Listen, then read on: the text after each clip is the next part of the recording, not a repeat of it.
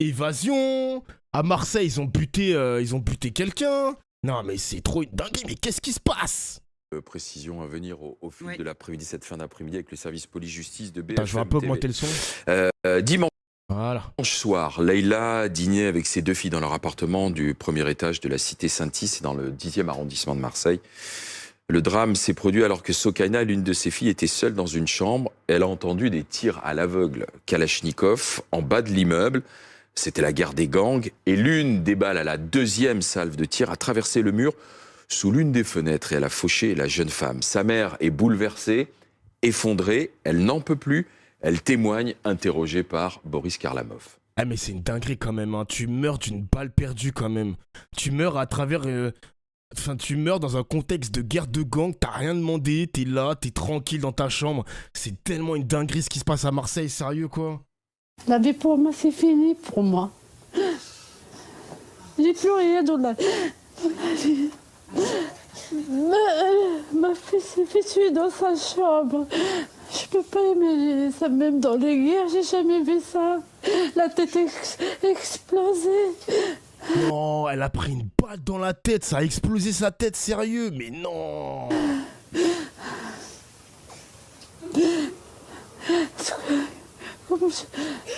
Non mais imaginez l'image traumatisante que sa daronne elle va garder de sa fille, sérieux, la dernière image qu'elle va avoir de sa fille, c'est ça vraiment là? On en est là. Vous voulez dire quelque chose au monde, à la France, au président? La France, c'est fini la France. C'est fini la France. Il n'y a plus de règles. Il n'y a plus de loi en France. Il n'y a plus rien en France. Ça fait un moment que ça a duré quand même. Ça fait un moment. Je ne sais pas pourquoi. Je ne sais pas. Les problèmes, c'est quoi? Je ne sais pas. Les problèmes, c'est les parents, c'est l'État, je ne sais pas. C'est les politiciens, je ne sais pas. Ça, c'est la question que je me pose moi-même. C'est chaud quand même. Hein. C'est la sécurité, c'est Il n'y a pas de sécurité. On a peur. On a peur. Il n'y a plus de sécurité. Nous, on vit dans le quartier. On a peur des jeunes avec les kalachnikovs. Donc là, tu crois que ce qui se passe à Marseille, ça a un rapport avec la mort du parrain récemment? Quel parrain? Il y a un baron de la drogue marseillais qui est décédé et c'est parti en couille à cause de ça? Ah bon? Il y a là, jour et nuit, il y a du feu, on ne peut pas parler. On ne peut pas parler. Mais avec qui d'abord? Qu'est-ce qu'il raconte lui? On téléphone à la police, mais même la police, elles peuvent rien faire, c'est la vérité.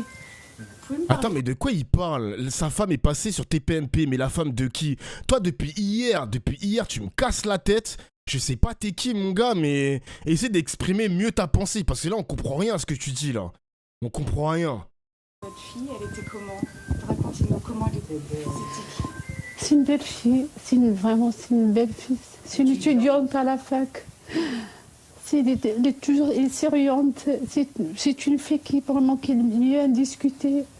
C'est une fille, si vous rentrez dans sa chambre, bah ouais, Frick, je suis d'accord avec toi. Hein. Il y a beaucoup de choses. Il est parti, dommage. Bon, il est parti, il m'a laissé. Dinguerie, wesh. J'habite à Saint-Is. Moi, c'est à cause des trous du cul qui vient d'ouvrir un drive dans la cité, c'est tout. Alors, les gars, s'il vous plaît, je comprends rien à ce que vous dites. C'est quoi un drive? Un drive, c'est Crary, un endroit pour acheter de la drogue, c'est ça? Et Saint-Is, c'est où Saint-Is? C'est une cité à Marseille ou c'est une ville même? Saint-Is, c'est avenue de Saint-Is. Ah, c'est à Marseille, ok. Ah, les gars, vous me parlez chinois, là. Je suis désolé, je comprends rien à ce que vous dites, hein. C'est un marché, genre là où pour acheter de la drogue, quoi. C'est une cité éclatée, le sein. Wesh, les gars, c'est une cité éclatée, le sein. Wesh, what the fuck. Il m'a laissé, je sais pas pourquoi il m'a laissé trop tôt. Vous voulez faire avocate, c'est ça? Vous faites des études de droit? Oui. Jure, elle veut être avocate. Oui, mais chaque fois, il a beaucoup de choses. Elle avait beaucoup de choses dans sa tête. Elle m'a dit, bah, je fais le droit. Après, il voulait aller faire une école commerciale. Elle avait beaucoup de projets. Même, elle a travaillé. C'est une fille, je ne peux pas me dire, elle a beaucoup de choses. Bien. Une fille brillante, si on vous comprend, madame, et qui souvent avait des livres dans la chambre, qui ne sortait pas de l'appartement. Oui, c'est toujours il est dans sa chambre. C'est une fille qui sort. C'est rare qu'il sort dehors, c'est rare. Mais moi, je me suis posé la question, mais qu'est-ce que tu as? Il faut qu'on aille voir un psychologue. Il m'a dit, moi, ma vie, c'est les livres. Là, il y a votre famille, vous êtes soutenue aujourd'hui, madame? Vous n'êtes pas seule? Ouais, j'ai ma famille, heureusement j'ai ma famille, j'ai mes voisins. Et que vraiment, je remercie beaucoup ce qu'ils ont fait pour moi. Vous en voulez à quelqu'un aujourd'hui? Elle est bien entourée en vrai. À ces jeunes dans les bandes de narcotrafiquants. Oui. Ils m'ont enlevé ma fille. Ils ont enlevé la vie de ma fille. Merci Los Muros. Un nouveau sub. T'as vu, c'est une dinguerie, hein. T'es casanier, tu casses les couilles à personne, tu vas pas dehors parce que Marseille c'est un peu la rue, c'est la street, c'est la guerre. Tu restes chez toi, même en restant chez toi, tu peux en mourir. Vous vous rendez compte les gars? Non, c'est une dinguerie quand même. Hein. Je sais pas c'est qui. C'est les bandits, c'est les trafiquants.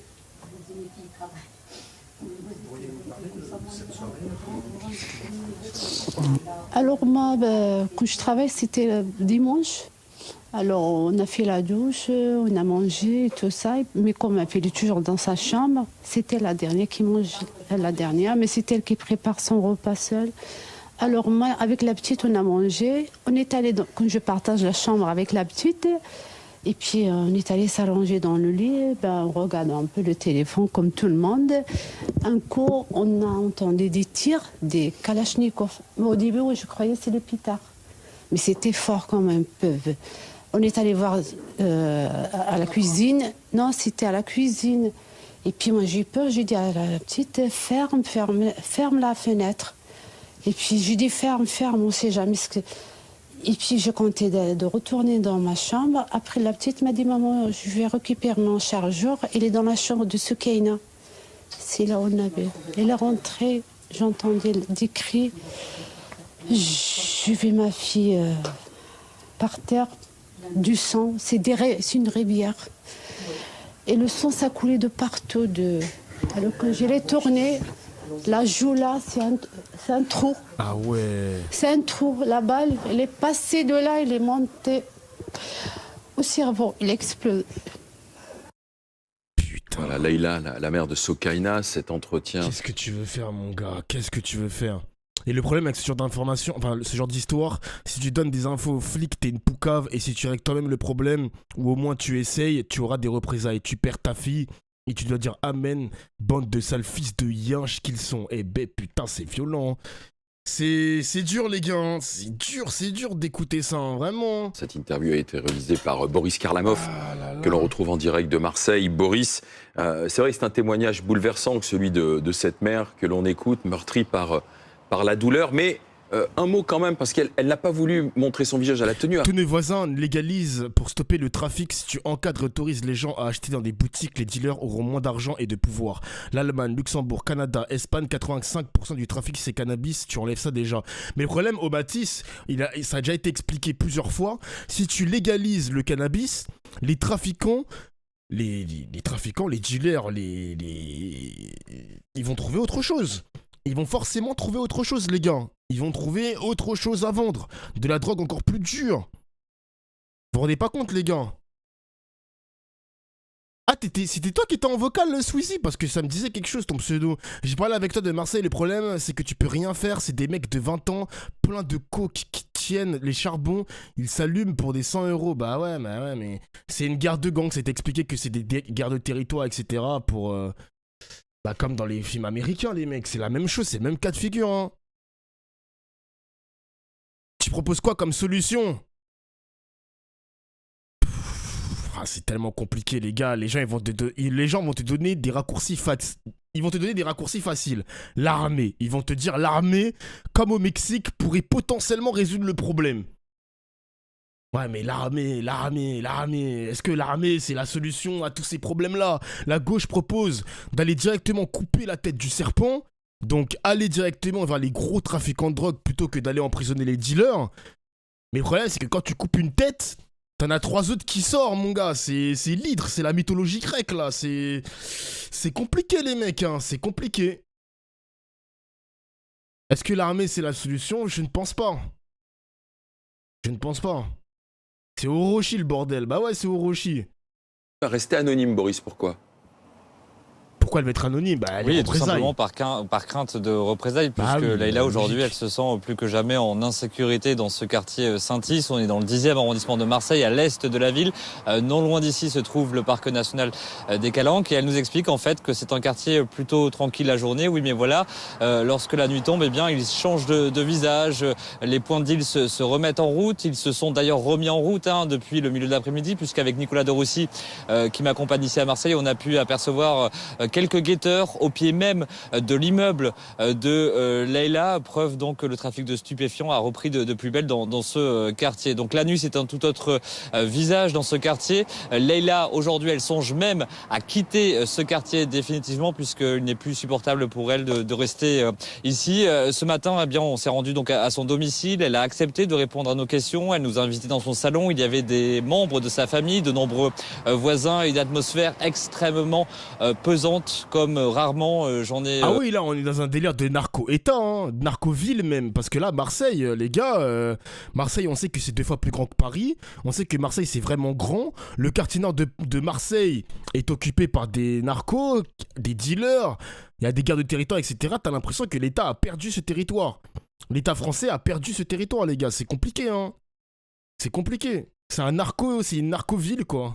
Connu jusqu'à présent, un témoignage bouleversant. Elle a trouvé la force de mettre les mots sur ses sentiments. Pendant au moins une dizaine de minutes, on a pu échanger avec elle, et puis à la fin de notre entretien, Leïla, elle nous a invités à pénétrer dans la chambre de sa fille Sokaina. C'est dans cette chambre-là que cette jeune femme de 24 ans a été tuée d'une balle de Kalachnikov dimanche soir. Il y avait encore des impacts de balles dans cette chambre, une en dessous de la fenêtre et une sur le placard qui fait face à cette fenêtre. Des traces de balles, des impacts de balles qui témoignent donc d'une rare violence dans cet immeuble. On a pu interroger d'autres voisins qui sont également sous choc, qui eux aussi en ont en quelque sorte ras-le-bol. Ils dénoncent une insécurité grandissante. Ils dénoncent également un abandon par l'État de ce quartier où rares sont les policiers à s'y aventurer. Ce soir, tout à l'heure à 18h, il y aura une réunion de quartier au centre social. Ils vont bien discuter de la situation actuelle et surtout tenter de trouver des solutions à ce problème récurrent du trafic de stupéfiants à Marseille, puisque les règlements de compte sont monnaie courante, encore plus cette année. On le rappelle, 44 morts depuis le mois de janvier, des personnes qui ont été tuées sur fond de trafic de stupéfiants. Donc c'est un témoignage vraiment bouleversant aujourd'hui, une mère désespérée. Mais à partir de combien de morts l'État va décider d'agir, les gars? Il faut combien de morts exactement? C'est quoi ce délire? Qui appelle à l'aide et qui demande surtout à l'État de prendre des mesures concrètes donc pour limiter ces assassinats, ces règlements de compte dans la cité phocéenne. Voilà, Boris Karlamov avec Mathéo Luxero en direct de Marseille pour BFM TV. Mélanie Bertrand, où en est l'enquête ? A-t-on retrouvé les auteurs ou l'auteur de ce tir? Oui, pas à ce stade. D'après des témoins sur place, effectivement, 2 hommes ont pris la fuite en scooter, donc dimanche soir vers 23h, après avoir fait feu à 2 reprises dans cette cité du quartier Saint-Is. Donc il y a eu les premières constatations, évidemment, très rapidement sur place, avec la police technique et scientifique qui procède aux constatations, aux analyses des douilles retrouvées, à toute la collecte d'indices qui peuvent évidemment servir pour l'enquête. Et puis ensuite, il y a le travail quotidien des enquêteurs de police judiciaire qui font du renseignement, des perquisitions, de la vidéosurveillance, l'armement utilisé, les véhicules utilisés. Il faut savoir que ce soir-là, en fait, il y a une première salve de tir contre des jeunes qui sont habituellement regroupés au pied d'une pharmacie dans ce quartier. Personne n'a été atteint par les tirs et c'est en repartant que les 2 individus en scooter ont fait feu une seconde fois et que là, plusieurs appartements ont été touchés, dont celui de Sokaina. Du coup, est-ce que ça peut être une piste pour les enquêteurs? Est-ce que les dealers visés vont permettre de remonter en quelque sorte le fil et de retrouver leurs adversaires, ceux qui auraient pu faire feu sur eux? Pour vous donner un chiffre tout de même, évidemment on parle de cette affaire parce qu'elle est tragique et qu'il y a le décès de cette jeune femme. Là on est mercredi, en 3 jours, la brigade criminelle de Marseille, elle a été saisie de 3 dossiers d'homicide, donc ça fait énormément de travail pour les enquêteurs. Marseille. Je me demande, Darmanin, il va réagir quand? Je me demande à partir de combien de morts Darmanin va décider de faire quelque chose, ou même Emmanuel Macron. C'est chaud ce qui se passe, c'est chaud. Force aux Marseillais, force à vous les gars, bonne chance. Et je pense que Marseille, c'est pas la seule situation préoccupante. Il y a les Jeux Olympiques qui vont arriver cet été. J'ai peur, moi. J'ai peur, les gars. Arrêtez, stop. #fusillade, arrêtez. Arrêtez vos bêtises. Arrêtez vos bêtises.